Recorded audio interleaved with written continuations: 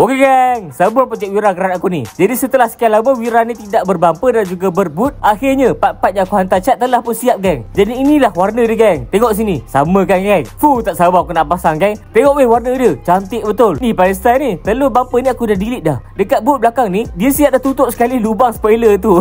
So jom pasang semua part-part ni dekat Wira gerak aku ni. Tapi sebelum aku nak pasang boot belakang ni kan, aku kena pasang dulu lock boot dia. Jadi aku baringkan dulu untuk mudahkan kerja. Lepas tu gang, masukkan lock ni dari luar. Dekat dalam tu kena pasang balik selak dia. Lepas tu lock dekat bahagian dalam ni kan, pasang juga. Mantap. Lepas tu untuk pasang boot ni kan, kena ada pembantu aku sekali lah. Senang sikit nak buat kerja. Lepas tu bila dah ketatkan boot dia macam biasa, kena buat fitting balik. Sebab bila dah cabut, tak ada yang dengan fit balik. Alright, settle tu, barulah aku masukkan semula semua kabel-kabel yang ada dekat situ. Dan aku pasang balik lampu belakang dia. Yang ni tak payah cerita lah. Beribu kali dah aku tunjuk cara dia.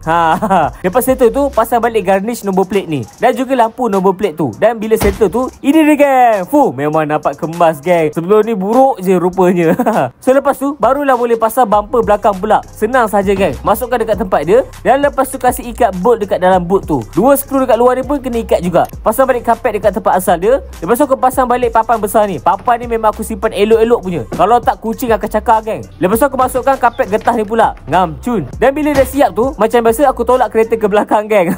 Buat kerja dekat tempat sempit kan. Dan jom pasang bumper depan pula. Untuk mudahkan kerja aku jet sikit kereta ni. Lepas tu ambil bumper depan ni dan masukkan je dekat tempat dia. Lepas tu ikat 4 biji bolt yang kena pasang dekat bawah bumper tu. Luar ni pun sama juga, jangan lupa. Alright, settle tu, turunkan kereta dan pasang pula cover isi minyak ni gang. Ini mudah je, hanya guna 2 bolt saja. Alright, settle dah gang. Alang-alang tu kan, kita kasih pasang number plate baru gang.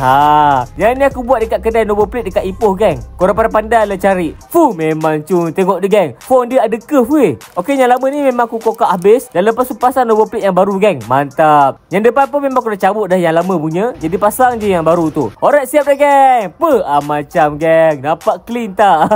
Korang tengok tu.